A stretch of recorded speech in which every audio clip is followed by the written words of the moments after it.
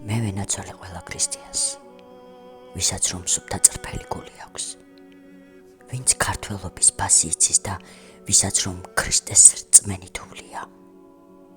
მე ვენაცვალე იმ ქართველ დედებს, ზურგით რომ სიდეს დიდი ჭაბანი, უფრთხილდებოდნენ ქალის სახელს და ყველა პრობლემის იყვნენ ამტანი.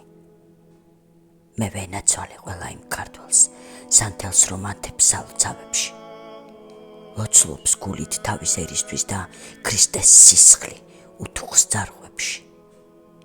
ჩემი ფესვები საქართველოა და ვუფრთხილდები როგორც სიცოცხლეს. მე ქართველი ვარ ქართველის სულით, სანამ ვარსებობ, ვიდრე ვიცოცხლებ. მიამაყება რომ ვარ ქართველი, ქრისტიანობას ვეთაყვანები. ქვეყნად მეორედ რომ დავიბადო, კვლავ ქრისტიანად დავიბადები.